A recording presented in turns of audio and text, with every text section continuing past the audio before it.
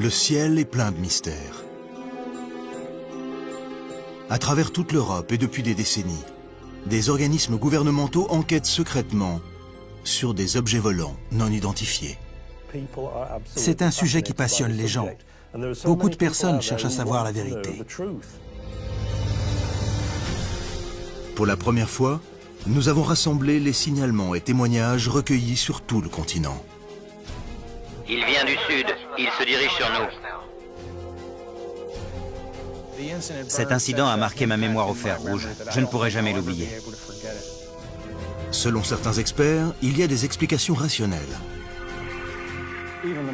Même les ufologues les plus consciencieux peuvent être victimes d'un canular bien ficelé.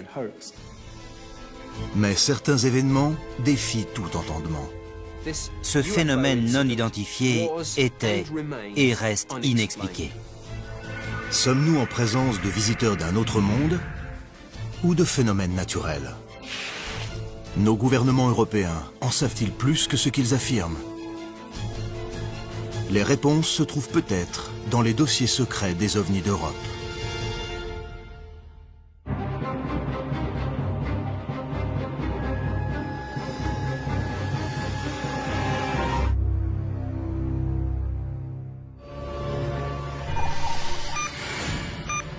Rendlesham, Angleterre, 26 décembre 1980. Des événements étranges surviennent sur une base militaire américaine hautement sécurisée. Un objet inconnu détecté par radar. De mystérieuses lumières dans la forêt. Et l'étrange expérience vécue par 2 gardes de l'Air Force. Nous sommes tombés sur une clairière où il y avait une lumière vive. Toute la forêt s'est illuminée d'un coup.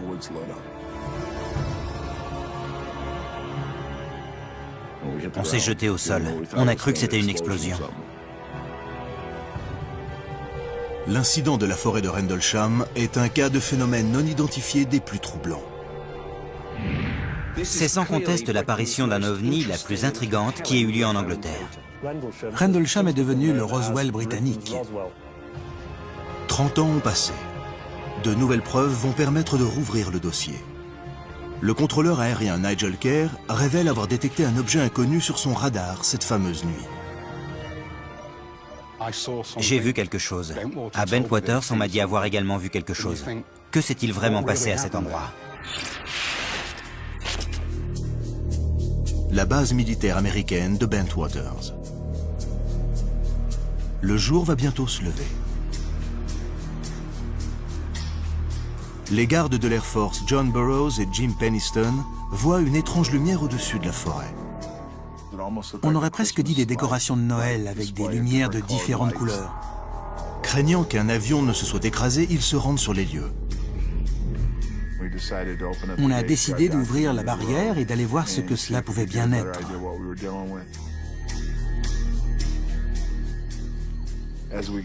En nous enfonçant dans les bois, on a eu du mal à trouver d'où cela venait. Alors qu'on pensait s'en approcher, on se rendait soudain compte que ce n'était pas le cas, qu'il n'y avait rien.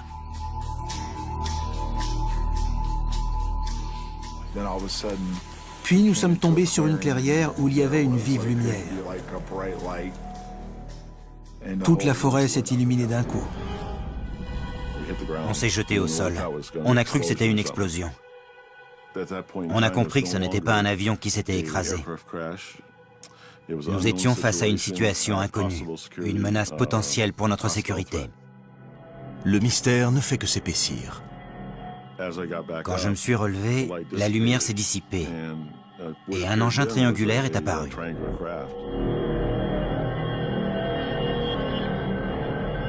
Jim prend des notes. J'ai noté un maximum de détails, à savoir la taille de l'engin et son aspect, noir, brillant, lisse comme du verre. Puis, il s'est allumé et s'est élevé au-dessus du sol.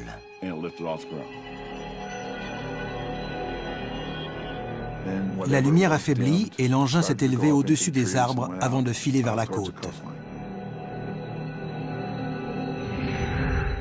Une fois qu'on en a perdu toute trace, on a appelé la base et on a reçu l'ordre de rentrer. La fiabilité du témoignage de Jim et John a fait l'objet d'un débat houleux.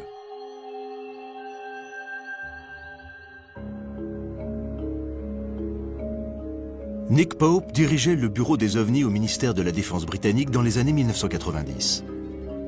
Pour lui, les antécédents professionnels des deux témoins plaident en leur faveur. Dans la plupart des cas de signalement d'OVNI, il s'agit d'une erreur d'identification d'un phénomène tout à fait ordinaire. Mais quand des soldats hautement entraînés de l'Air Force vous disent qu'ils ont vu un OVNI, soit ils mentent, soit ils hallucinent, soit ce qu'ils ont vu s'est véritablement passé. Tout le monde ne partage pas cet avis. Il y a des incohérences entre les deux témoignages. Seul Jim affirme avoir vu l'objet posé au sol.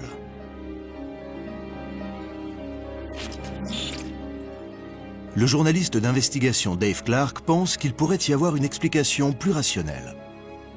Essayons de nous en tenir aux faits. On a un groupe de soldats américains, tard le soir, pendant les vacances de Noël, qui signalent avoir vu de mystérieuses lumières dans la forêt. Sans aucun doute, ces deux hommes ont vu quelque chose d'extraordinaire qu'ils ne pouvaient expliquer. Mais beaucoup de signalements d'OVNI, quand on y regarde de plus près, sont des phénomènes tout à fait ordinaires observés dans des circonstances extraordinaires.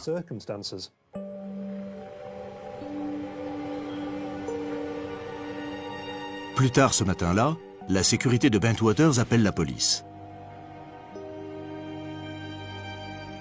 La police de Suffolk enregistre l'appel.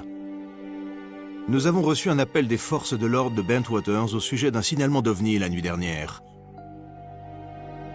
Un agent de police se rend sur les lieux où l'OVNI se serait posé. Au sol, il découvre des traces superficielles.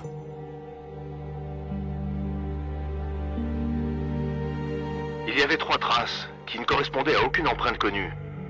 Les impressions n'étaient pas profondes et auraient pu être faites par des animaux. Avec aussi peu de preuves matérielles, l'enquête tourne court.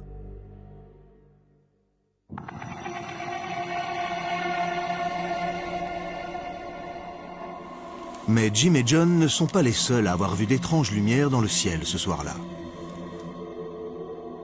Plusieurs signalements de lumières éblouissantes aperçues dans le ciel cette même nuit vers 2h50 ont été enregistrés à travers tout le sud-est de l'Angleterre. Selon Nigel Henbest, des événements cosmologiques pourraient expliquer ces phénomènes.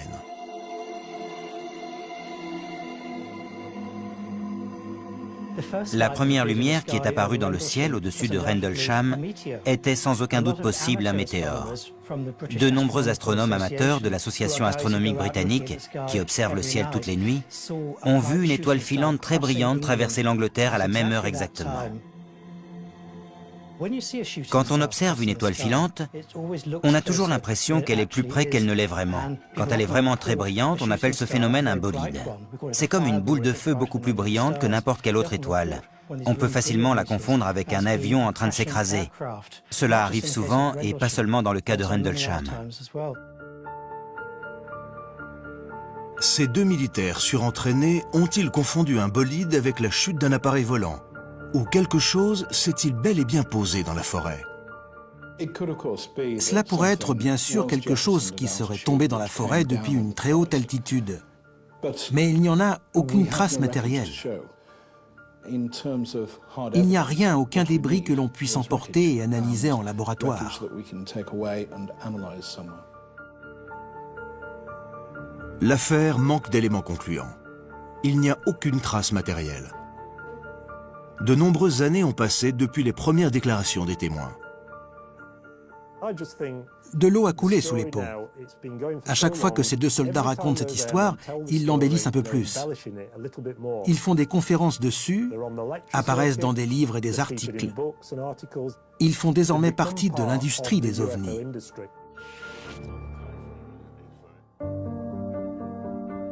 « 30 ans plus tard, l'affaire Rendlesham continue de fasciner les amateurs d'ovnis. Leur curiosité gagne un ancien membre du ministère de la Défense britannique, Nick Pope. Il décide de rouvrir l'enquête. Au début des années 90, je travaillais pour le ministère de la Défense. J'étudiais les dossiers d'OVNI. Et l'incident de Rendlesham soulevait encore de nombreuses questions. C'était une affaire au sujet de laquelle les médias et le public étaient le plus susceptibles de me contacter. C'est ce qui m'a poussé à voir ce que nous avions dans nos archives et à rouvrir l'enquête. Je voulais revoir entièrement le dossier et déterminer si nous avions exploité toutes les pistes.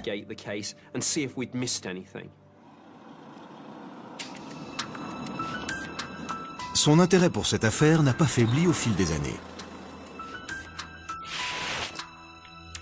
Plusieurs décennies après les événements, sa ténacité a poussé un témoin jusqu'à présent inconnu à se déclarer.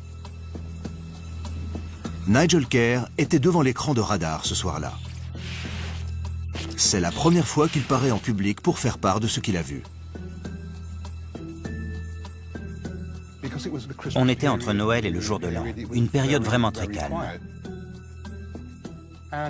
Vers minuit, on a reçu un appel du poste de commande de Bentwaters. Ils avaient aperçu des lumières très brillantes dans le ciel, entre 500 et 1000 pieds d'altitude. Ils voulaient savoir si on voyait quelque chose sur le radar qui pourrait correspondre à ça. Kerr est chargé de contrôler les mouvements aériens militaires de la région. Son écran de radar n'affiche cependant rien d'inhabituel. Par acquis de conscience, il décide d'accéder aux équipements de détection plus puissants, à savoir le réseau de radar de la Royal Air Force de Neatishead, le plus performant du Royaume-Uni. Nous sommes passés sur le radar de Neatishead, qui a détecté quelque chose. Nous avons laissé passer 2 balayages et c'était toujours présent à l'écran. Au 3e balayage, il a disparu. Au 4e, il est réapparu. Et après, nous l'avons perdu. Le ministère de la Défense n'a enregistré aucune activité anormale au cours des fêtes de fin d'année. Mais ces révélations suggèrent qu'un objet inconnu a survolé le ciel du Suffolk cette nuit-là.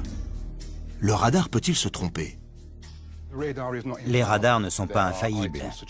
Ce pourraient être des ballons météo qui apparaissent régulièrement sur les écrans radars, ou une volée d'oiseaux. Ils peuvent apparaître sur 1 ou 2 balayages avant de disparaître. Mais dans ce cas particulier, on avait un retour très distinct aux coordonnées fournies par Bentwaters. Ce n'est qu'un an plus tard, quand l'histoire a été relayée dans la presse nationale, que j'ai fait le lien avec ce que Bentwaters nous a demandé de vérifier cette nuit-là. Les observations radar de Kerr donnent du poids aux déclarations de Jim et John. D'autant que l'incident de Rendlesham n'est pas un phénomène isolé. 2 nuits plus tard, les mystérieuses lumières réapparaissent. Il vient du sud, il se dirige sur nous.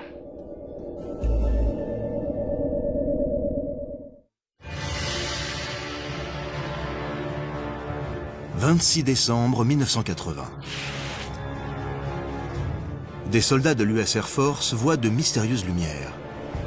L'un d'eux déclarera avoir vu un engin volant atterrir dans la forêt de Rendlesham en Angleterre. Les rumeurs d'une rencontre avec un ovni gagnent leur base militaire hautement sécurisée. Les autorités sont sceptiques, mais 48 heures plus tard, les mystérieuses lumières réapparaissent. On voit des lumières étranges dans le ciel. Ça vient du sud et il se dirige sur nous. Cette fois, le témoin oculaire est un officier supérieur. Le lieutenant-colonel Holt est allé patrouiller dans la forêt pour faire taire ces rumeurs d'ovnis. Au lieu de cela, il a été lui-même témoin du phénomène. Cet incident a marqué ma mémoire au fer rouge. Je ne pourrai jamais l'oublier.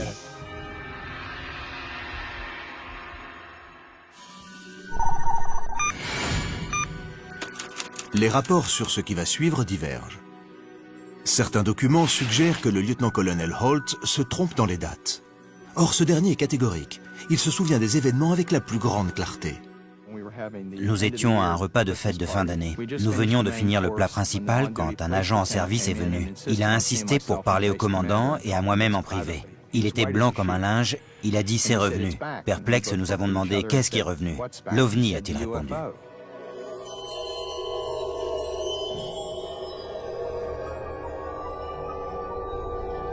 Une chose est sûre, Holt se rend en personne dans la forêt de Rendlesham, déterminé à démystifier cette histoire d'OVNI. J'étais très sceptique, certain qu'il y avait une explication logique. Quand nous sommes arrivés, il y avait 20 à 30 personnes sur place. Ils avaient vu une zone fortement éclairée où un engin aurait atterri. Holt se dirige jusqu'à l'endroit indiqué, où 48 heures plus tôt, un ovni a également été signalé. J'avais un mini-enregistreur audio. Je l'avais toujours sur moi en service. J'ai donc enregistré les moments qui m'ont semblé opportuns. Les événements sont donc bien documentés. Ces enregistrements sont toujours consultables. À environ 45 mètres du point d'impact initial, si je peux l'appeler ainsi, nous avons trouvé une trace d'explosion, ou du moins une zone endommagée. En levant les yeux, on voit une trouée dans la frondaison des arbres. Il y a aussi des branches de pin fraîchement cassées au sol, juste en dessous. Des branches qui étaient à 4 ou 6 mètres de haut. L'ufologue Gary Hazeltine est venu à Rendlesham pour enquêter sur les déclarations de Holt. En atterrissant, l'engin a fait une trouée dans les arbres et a arraché plusieurs branches. Les soldats ont également trouvé une zone brûlée au centre du triangle, ce qui pourrait corroborer la thèse d'un décollage à cet endroit au moyen d'un système de propulsion. Tandis que l'équipe explore les environs, une lumière vive et mouvante apparaît à travers les arbres. Ils voient une lumière rouge clignotante qui se déplace. Nous sommes restés bouche bée quelques minutes. Une vive lumière rouge se déplaçait entre les arbres. On aurait dit un œil qui clignait. Nous nous sommes approchés, mais il s'est éloigné de nous. Ils suivent cette étrange lumière et débouchent sur une clairière. Le phénomène non identifié est parfaitement visible. Il y a une sorte de lumière rouge bizarre devant nous. Je distingue une lueur jaune dedans. Elle s'approche. Elle vient vers nous. Ça ne fait aucun doute. C'est bizarre. Soudain, deux lumières apparaissent dans le ciel. À environ 10 degrés au-dessus de l'horizon, vers le nord, il y a deux objets étranges qui virevoltent, avec des lumières rouges dessus. Nous sommes restés là, interdits. Je ne savais pas quoi en penser. Est-ce que cela représentait une menace ou est-ce que c'était une tentative de communication, un signal d'alerte? Puis aussi soudainement qu'elle était apparue, la lumière a disparu.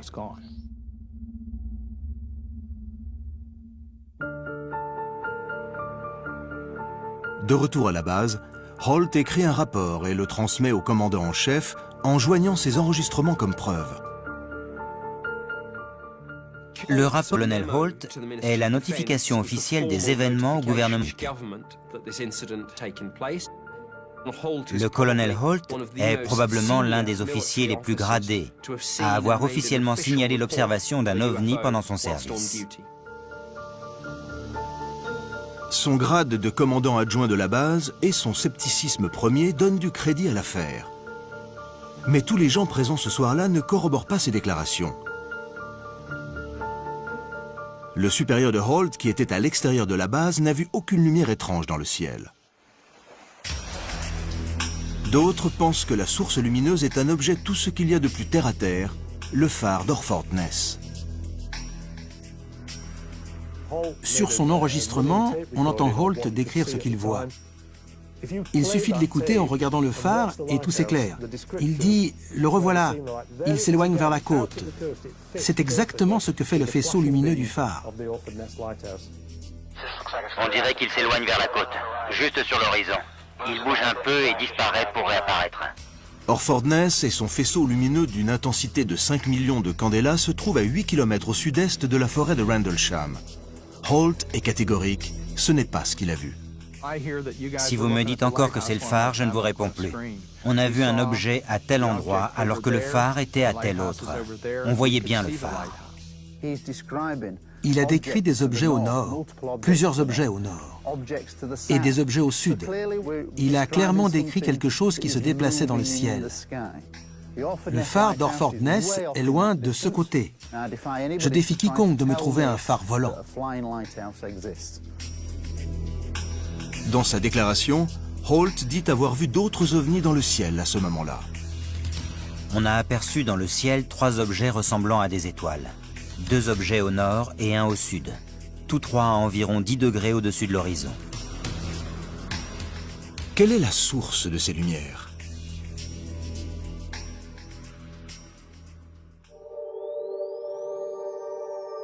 Nigel Henbest suggère une explication. En tant qu'astronome, j'aurais envie de dire que ces lumières qui clignotaient comme des étoiles étaient en fait des étoiles. Sirius, qui est l'étoile la plus brillante dans le ciel, était visible cette nuit-là, à l'endroit exact où la plus vive des lumières a été signalée. Il décrit une lumière clignotante de différentes couleurs, ce qui correspond à la description de Sirius. Selon Henbest, le mouvement décrit dans le rapport de Holt peut également être attribué à Sirius. Il est dit aussi que la lumière descendait graduellement vers l'horizon. Si on vérifie la trajectoire décrite par Sirius ce soir-là, on se rend compte que c'est exactement la même. Pour moi, c'est un rapport très précis sur l'aspect et la trajectoire de Sirius. Environ 20% des observations d'OVNI sont en fait des phénomènes astronomiques.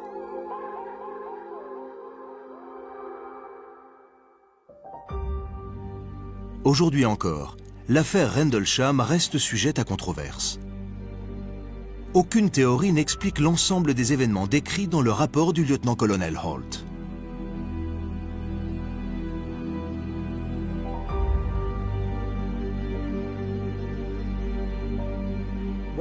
Que ce soit le phare, une étoile très brillante ou autre chose, ce qu'ils ont vu ce soir-là était un objet volant non identifié. Il est certain que Holt et son équipe ont été témoins de quelque chose d'inhabituel qu'ils n'ont pas su expliquer. Je ne sais pas ce qu'ils ont vu et le ministère de la Défense ne le sait pas non plus. Cet incident était et reste inexpliqué.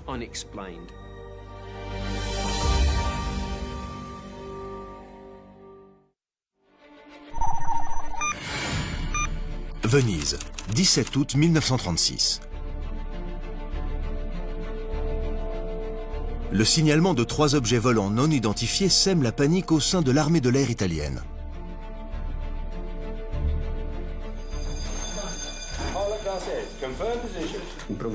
Deux avions de chasse ont été dépêchés.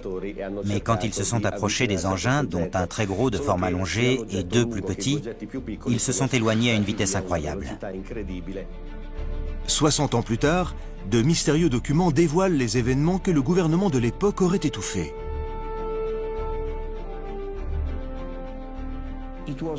Mussolini en personne a donné l'ordre de ne pas en parler. Un groupe de recherche secret est fondé, chapeauté par le dictateur italien. Si ces engins existaient vraiment, on imagine l'intérêt que cela pouvait présenter pour Mussolini.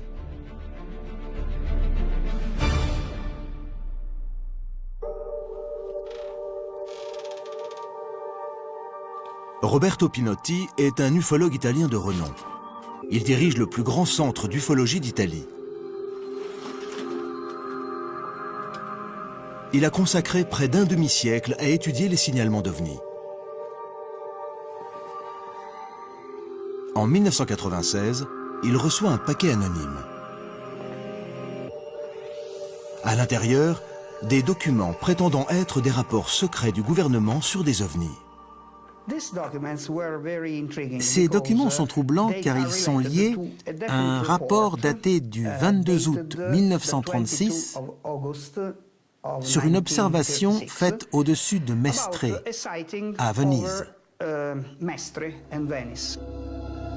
Le rapport contient des descriptions détaillées et des croquis d'OVNI. Pinotti et son collègue Alfredo Lissoni pensent que ces documents sont authentiques.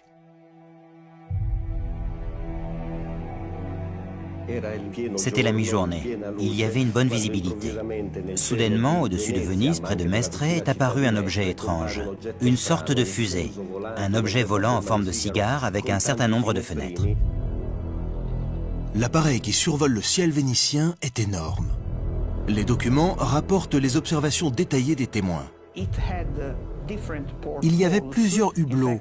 4 au moins étaient visibles le long de l'engin. L'objet a laissé une sorte de fumée dans son sillage. Soudain, l'OVNI s'ouvre à une extrémité et 2 objets plus petits en sortent.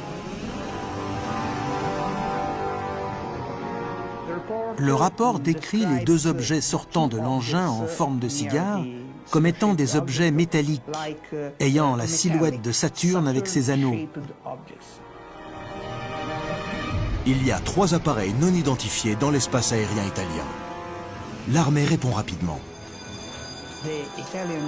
L'armée de l'air italienne a été alertée et 2 avions de chasse ont été dépêchés pour intercepter cet objet inconnu. À leur approche, l'appareil allongé et les 2 petites sphères se sont éloignés à une vitesse très rapide.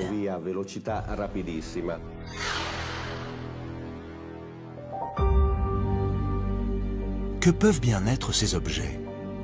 Les sceptiques pensent qu'il s'agit d'un aéronef mal identifié.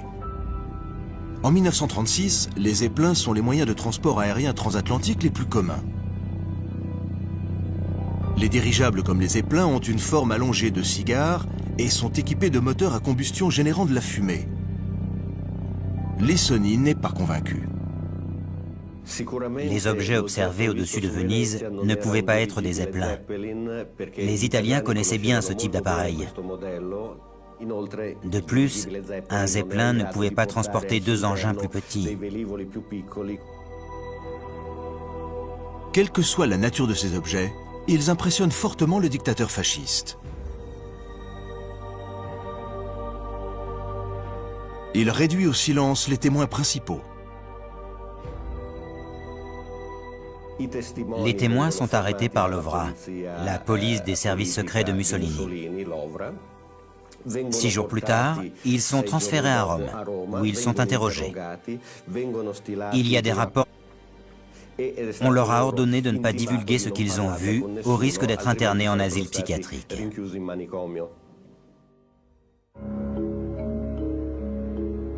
Que craignait vraiment Mussolini? L'ancien membre du ministère de la Défense britannique Nick Pope pense que c'est lié au contexte politique de l'époque.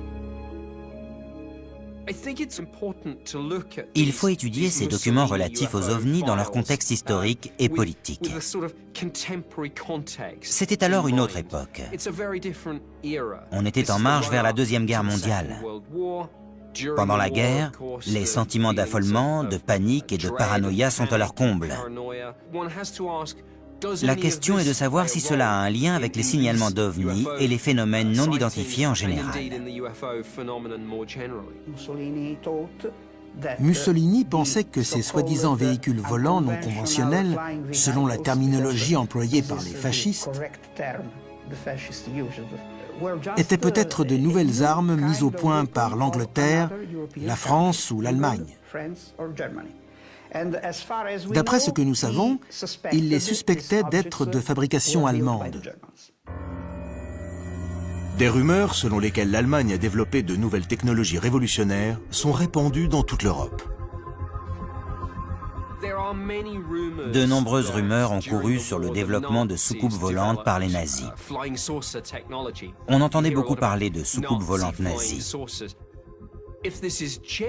Si ces rumeurs étaient vérifiées, on comprend aisément en quoi cela intéressait Mussolini. Si de tels engins représentaient les dernières innovations aérospatiales, alors les ingénieurs italiens n'avaient plus qu'à revoir leur copie. Selon Pinotti, c'était exactement ce qu'essayait de faire Mussolini en créant un groupe de recherche top secret pour étudier ces velivoli non convenzionali, à savoir ces aéronefs non conventionnels. Ce groupe opérait sous le nom de cabinet RS-33, RS étant les initiales de Ricerche Speciale, recherche spéciale.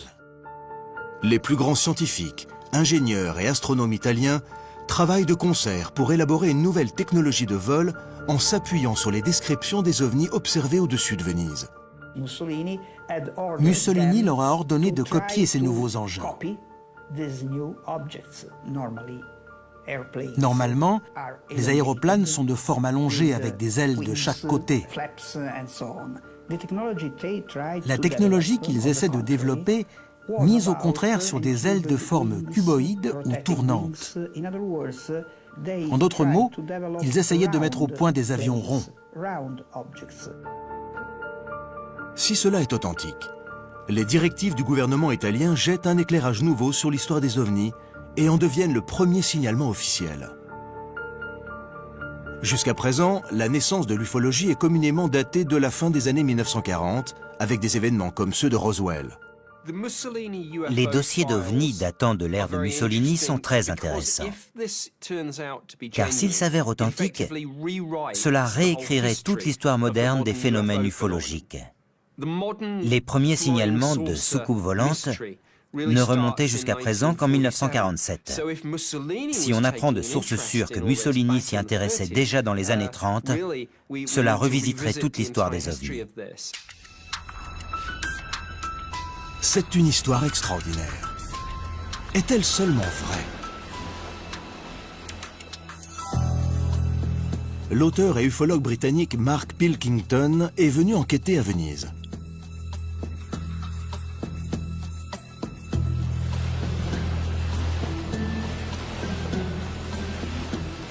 Derrière moi se trouve Mestre, au nord. Selon les documents de Pinotti, c'est ici que l'OVNI a été signalé. À cette époque, Mestre était une localité résidentielle très calme. Pilkington a bien étudié les documents rapportant les événements qui seraient survenus en 1936. J'ai avec moi les copies des documents originaux de Pinotti pour essayer de voir sur place ce qui est décrit. Le problème, c'est que je m'arrête aux documents eux-mêmes. Je ne suis pas convaincu de leur authenticité. Même les ufologues les plus consciencieux peuvent être victimes d'un canular bien ficelé. Cette éventualité n'a cependant pas échappé à Pinotti et Lissoni. Quand nous avons reçu ces documents en 1996, nous avons tout de suite pensé à un canular. Mais par curiosité, nous avons procédé à une vérification. Nous les avons fait authentifier par un laboratoire.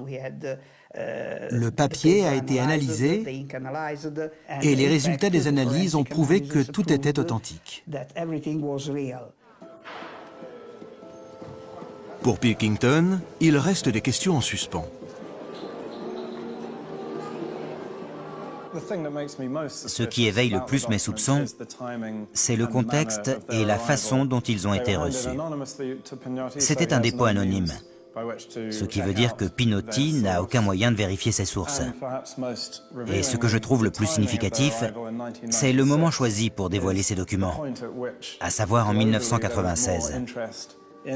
C'est précisément à cette époque que les ovnis connaissent un regain d'intérêt, après être tombés en désuétude pendant une vingtaine d'années. Puis, il y a eu le succès de la série X-Files et la soi-disant autopsie de l'extraterrestre de Roswell. À travers le monde entier, les gens s'intéressaient aux ovnis. Certains en ont profité pour se faire beaucoup d'argent. Aucune référence au signalement de l'OVNI au-dessus de Mestre ou à un groupe de recherche secret n'a été trouvée dans les archives italiennes et internationales. Toute l'affaire repose sur la validité des documents remis anonymement à Pinotti. Pinotti est absolument convaincu de leur authenticité et affirme les avoir fait vérifier par un spécialiste des archives qui aurait confirmé leur datation. Mais il est loin de faire l'unanimité dans la communauté des ufologues italiens. Pilkington est d'autant plus sceptique que Pinotti est peu disposé à soumettre les documents à de nouvelles analyses. Des documents susceptibles de réécrire l'histoire devraient être examinés par plusieurs analystes indépendants et non par une seule personne. Il y a une grande controverse à ce sujet.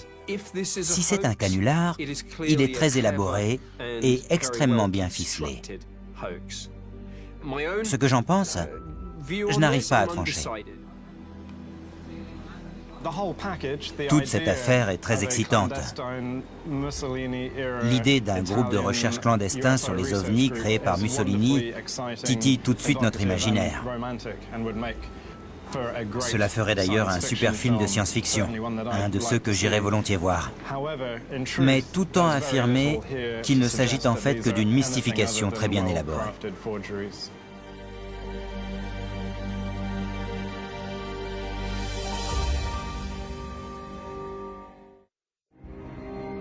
En plein cœur de la Suède, le 15 septembre 1952. À 23h30, un jeune homme et sa mère voient deux ovnis dans le ciel.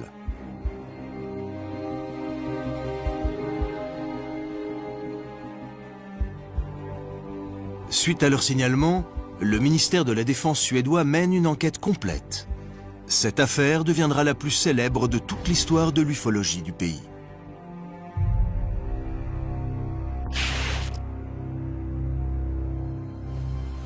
Klaus Svan est journaliste et président de l'AFU qui rassemble les archives d'ufologie les plus conséquentes du monde.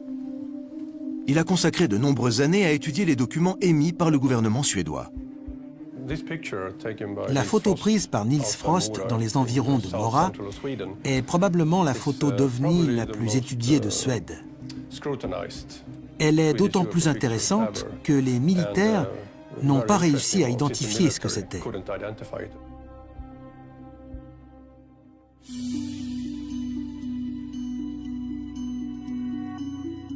Niels Frost, 20 ans, rentre chez lui après être allé rendre visite à sa petite amie. Il est arrivé devant la maison. Sa mère dormait déjà. Au moment d'entrer, il a aperçu des lumières étranges au-dessus de l'horizon au nord, nord-est. Il n'arrivait pas à savoir ce que c'était. Stupéfait par ce qu'il voit, il se précipite à l'intérieur, réveille sa mère et la presse d'aller voir ce qui se passe.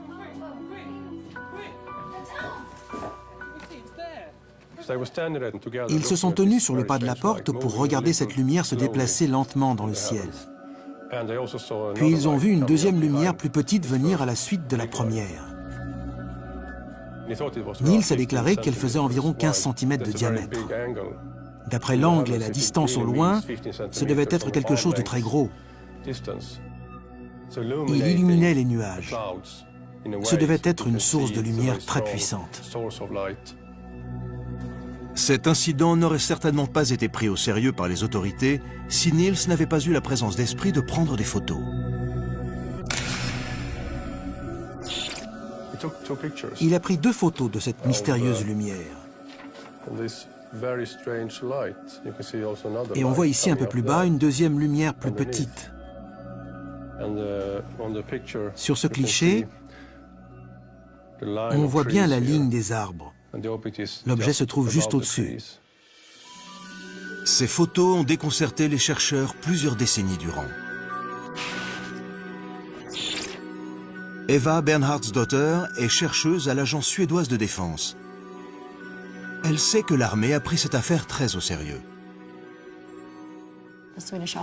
Les forces armées suédoises ont contacté un certain nombre de personnes pour essayer d'identifier la source de ce phénomène.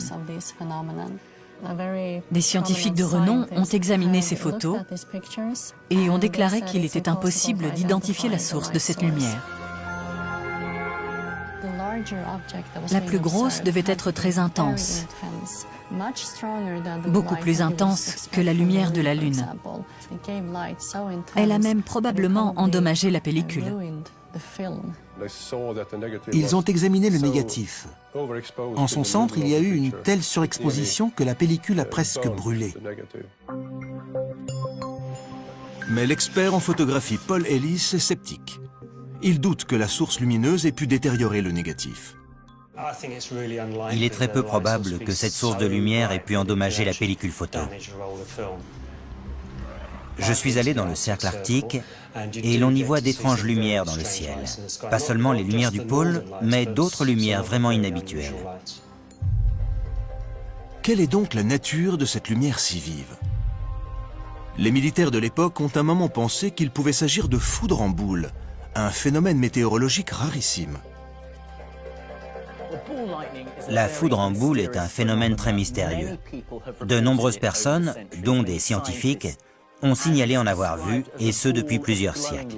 On la décrit comme une lumière très vive, rouge, jaune, bleue ou blanche. Une boule de lumière électrique de quelques centimètres de diamètre à 1 mètre environ. Est-ce ce que Niels Frost a vu? Le ministère de la Défense suédois fait appel à Hannes Alfvén, un physicien qui recevra plus tard un prix Nobel. Le professeur Alfvén a affirmé qu'il ne s'agissait pas du phénomène de foudre en boule. L'armée a donc exclu la thèse de la foudre en boule. Je serais plutôt d'accord avec eux.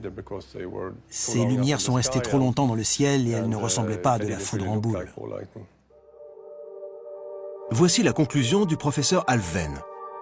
Ce phénomène lumineux ne ressemble à rien de ce que nous avons vu ou expérimenté jusqu'à présent. Les enquêteurs vont alors porter leur attention sur la fiabilité du témoin. Serait-ce un canular? Klaus Svan a interviewé Niels Frost dans les années 1980, juste avant la mort de ce dernier. Niels Frost m'a accordé un entretien en 1987. C'était un homme très doux et très discret. Il ne voulait pas voir son nom dans les journaux. À aucun moment je n'ai pensé que Niels Frost a pu monter un canular. La présence de sa mère au moment des faits complique toute mise en scène. Mais alors, qu'a donc photographié Niels Frost en cette froide nuit de septembre? Une dernière théorie suggère que ces objets n'étaient pas de ce monde. En général, les gens n'ont pas l'habitude de voir les planètes dans le ciel. Si vous n'êtes pas vous-même un astronome et que vous êtes dans un endroit isolé dans la montagne, dans la forêt ou près d'un lac, loin de tout, et que vous apercevez une vive lumière dans le ciel, cela va vous surprendre parce que vous n'avez pas l'habitude d'observer les planètes. C'est donc normal d'être stupéfait, voire effrayé. Intrigués par le signalement de Frost, des gens se sont demandé s'il ne pouvait pas s'agir d'un alignement de la Lune et de la planète Jupiter. Il y a une explication au fait que les habitants des régions nordiques confondent plus souvent des planètes avec des ovnis que les habitants des régions méridionales. Au nord, les planètes décrivent une trajectoire en bande autour de l'horizon. Plus on va au nord, et plus elles apparaîtront proches de l'horizon. Du coup, les gens les remarquent plus aisément. Très peu de gens lèvent la tête pour regarder le ciel au-dessus d'eux. En revanche, le regard se porte naturellement sur la ligne d'horizon, et c'est à ce moment-là que des lumières vives peuvent être prises pour des ovnis. En 1952, les experts n'en sont pas si sûrs. L'Observatoire de Stockholm a conclu qu'il ne pouvait pas s'agir d'un phénomène astronomique. L'Observatoire a-t-il pu se tromper? Klaus Svan décide de creuser la question. J'ai essayé de prendre du recul. J'ai élargi mes recherches aux jours qui précédaient et qui ont suivi la date du signalement. Il se trouve que la semaine juste avant, on pouvait observer la Lune et Jupiter à cet endroit précis dans le ciel. Les cartes du ciel montrent que 8 jours avant le signalement de Frost, la Lune et Jupiter étaient très clairement visibles bas sur l'horizon. Si l'on compare les photos prises par Niels Frost et la carte du ciel du 7 septembre 1952, on voit qu'il s'agit probablement de la Lune et de Jupiter. Il arrive que les témoins se trompent de date et d'heure. D'après moi, ces photos ont été prises une semaine plus tôt. Niels Frost est pourtant catégorique sur les dates. Le mystère des photos d'ovnis les plus célèbres de Suède n'a toujours pas été résolu. Si les photos datent d'une semaine plus tôt, alors il s'agissait de la Lune et de Jupiter. Si elles ont vraiment été prises le 15 septembre, Alors je ne sais pas ce que c'est. Ce doit être complètement autre chose.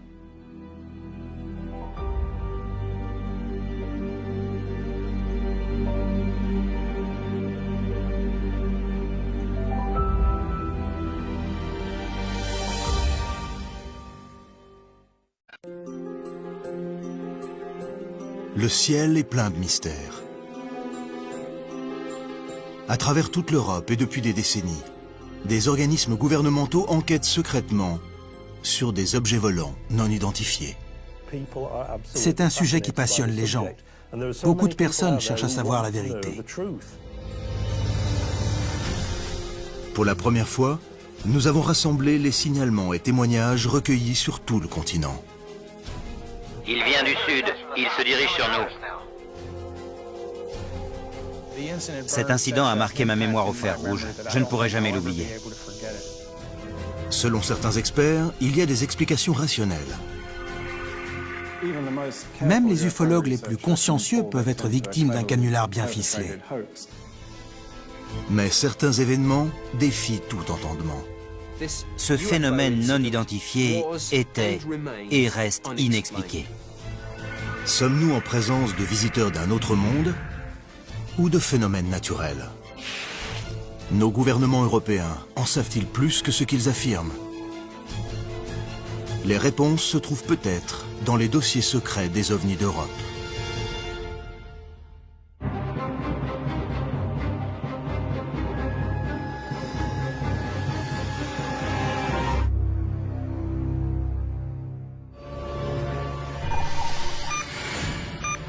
Rendlesham, Angleterre, 26 décembre 1980.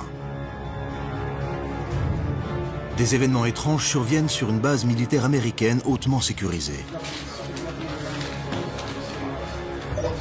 Un objet inconnu détecté par radar. De mystérieuses lumières dans la forêt. Et l'étrange expérience vécue par 2 gardes de l'Air Force. Nous sommes tombés sur une clairière où il y avait une lumière vive. Toute la forêt s'est illuminée d'un coup.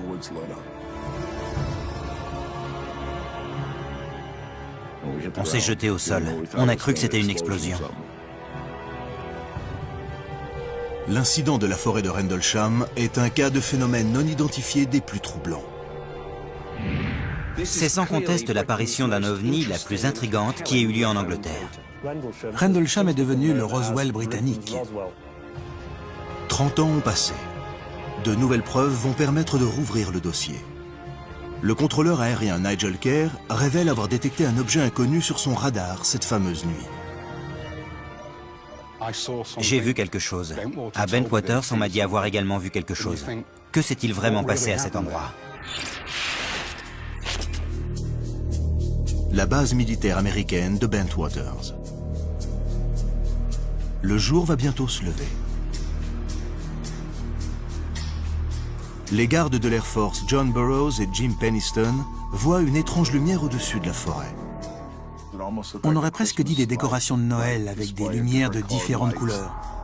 Craignant qu'un avion ne se soit écrasé, ils se rendent sur les lieux.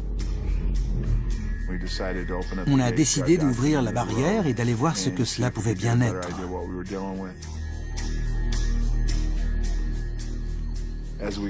En nous enfonçant dans les bois, on a eu du mal à trouver d'où cela venait. Alors qu'on pensait s'en approcher, on se rendait soudain compte que ce n'était pas le cas, qu'il n'y avait rien.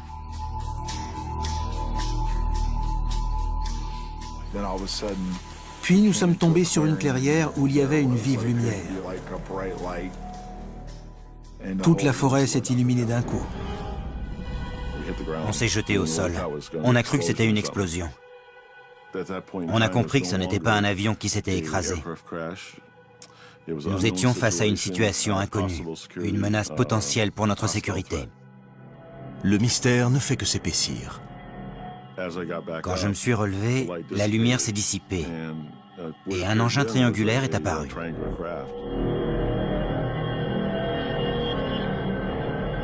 Jim prend des notes. J'ai noté un maximum de détails, à savoir la taille de l'engin et son aspect, noir, brillant, lisse comme du verre. Puis, il s'est allumé et s'est élevé au-dessus du sol.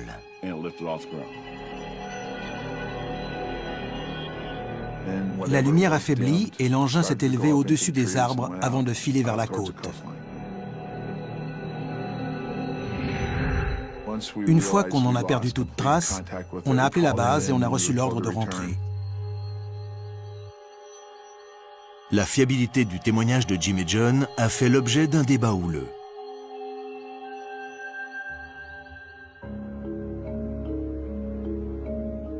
Nick Pope dirigeait le bureau des ovnis au ministère de la Défense britannique dans les années 1990. Pour lui, les antécédents professionnels des deux témoins plaident en leur faveur. Dans la plupart des cas de signalement d'OVNI, il s'agit d'une erreur d'identification d'un phénomène tout à fait ordinaire. Mais quand des soldats hautement entraînés de l'Air Force vous disent qu'ils ont vu un OVNI, soit ils mentent, soit ils hallucinent, soit ce qu'ils ont vu s'est véritablement passé. Tout le monde ne partage pas cet avis. Il y a des incohérences entre les deux témoignages. Seul Jim affirme avoir vu l'objet posé au sol.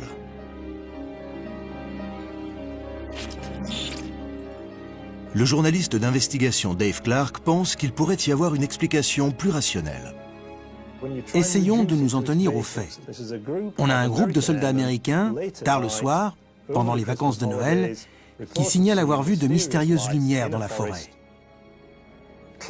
Sans aucun doute, ces deux hommes ont vu quelque chose d'extraordinaire qu'ils ne pouvaient expliquer. Mais beaucoup de signalements d'OVNI, quand on y regarde de plus près, sont des phénomènes tout à fait ordinaires observés dans des circonstances extraordinaires.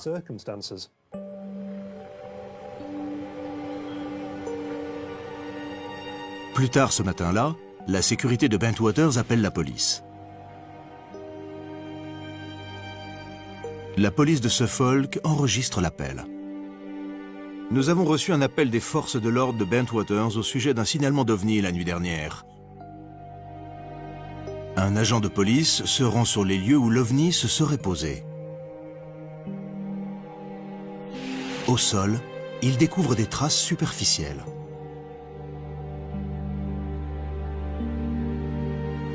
Il y avait 3 traces qui ne correspondaient à aucune empreinte connue. Les impressions n'étaient pas profondes et auraient pu être faites par des animaux. Avec aussi peu de preuves matérielles, l'enquête tourne court.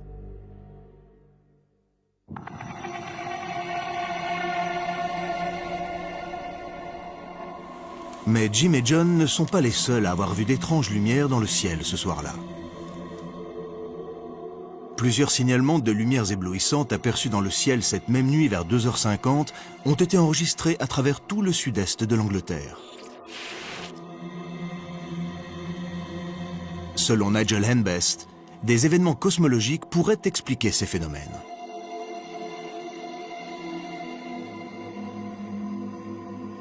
La première lumière qui est apparue dans le ciel au-dessus de Rendlesham était sans aucun doute possible un météore.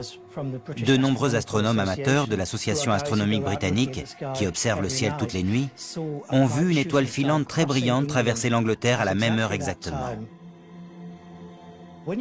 Quand on observe une étoile filante, on a toujours l'impression qu'elle est plus près qu'elle ne l'est vraiment. Quand elle est vraiment très brillante, on appelle ce phénomène un bolide. C'est comme une boule de feu beaucoup plus brillante que n'importe quelle autre étoile. On peut facilement la confondre avec un avion en train de s'écraser. Cela arrive souvent et pas seulement dans le cas de Rendlesham. Ces deux militaires surentraînés ont-ils confondu un bolide avec la chute d'un appareil volant? Ou quelque chose s'est-il bel et bien posé dans la forêt? Cela pourrait être bien sûr quelque chose qui serait tombé dans la forêt depuis une très haute altitude. Mais il n'y en a aucune trace matérielle. Il n'y a rien, aucun débris que l'on puisse emporter et analyser en laboratoire.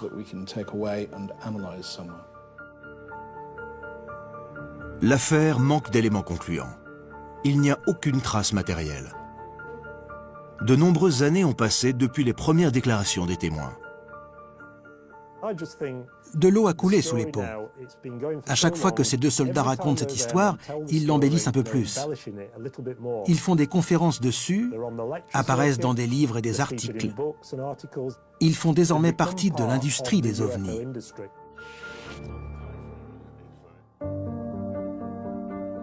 30 ans plus tard, l'affaire Rendlesham continue de fasciner les amateurs d'OVNI. Leur curiosité gagne un ancien membre du ministère de la Défense britannique, Nick Pope. Il décide de rouvrir l'enquête. Au début des années 90, je travaillais pour le ministère de la Défense. J'étudiais les dossiers d'OVNI. Et l'incident de Rendlesham soulevait encore de nombreuses questions.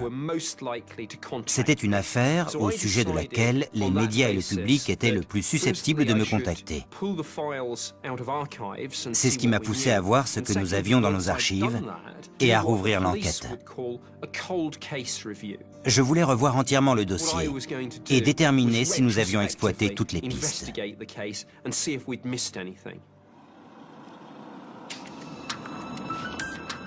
Son intérêt pour cette affaire n'a pas faibli au fil des années. Plusieurs décennies après les événements, sa ténacité a poussé un témoin jusqu'à présent inconnu à se déclarer. Nigel Kerr était devant l'écran de radar ce soir-là. C'est la première fois qu'il paraît en public pour faire part de ce qu'il a vu. On était entre Noël et le jour de l'an, une période vraiment très calme. Vers minuit, on a reçu un appel du poste de commande de Bentwaters. Ils avaient aperçu des lumières très brillantes dans le ciel, entre 500 et 1000 pieds d'altitude.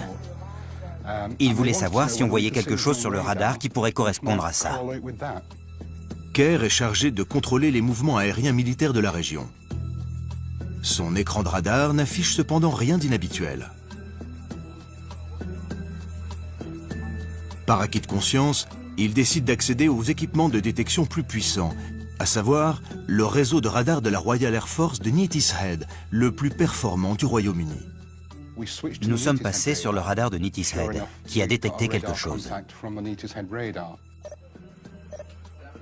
Nous avons laissé passer 2 balayages et c'était toujours présent à l'écran. Au 3e balayage, il a disparu. Au 4e, il est réapparu. Et après, nous l'avons perdu. Le ministère de la Défense n'a enregistré aucune activité anormale au cours des fêtes de fin d'année. Mais ces révélations suggèrent qu'un objet inconnu a survolé le ciel du Suffolk cette nuit-là. Le radar peut-il se tromper? Les radars ne sont pas infaillibles. Ce pourraient être des ballons météo qui apparaissent régulièrement sur les écrans radars, ou une volée d'oiseaux. Ils peuvent apparaître sur 1 ou 2 balayages avant de disparaître. Mais dans ce cas particulier, on avait un retour très distinct aux coordonnées fournies par Bentwaters. Ce n'est qu'un an plus tard, quand l'histoire a été relayée dans la presse nationale, que j'ai fait le lien avec ce que Bentwaters nous a demandé de vérifier cette nuit-là. Les observations radar de Kerr donnent du poids aux déclarations de Jim et John. D'autant que l'incident de Rendlesham n'est pas un phénomène isolé. 2 nuits plus tard, les mystérieuses lumières réapparaissent. Il vient du sud, il se dirige sur nous.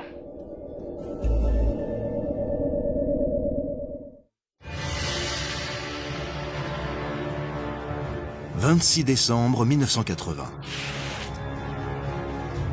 Des soldats de l'US Air Force voient de mystérieuses lumières.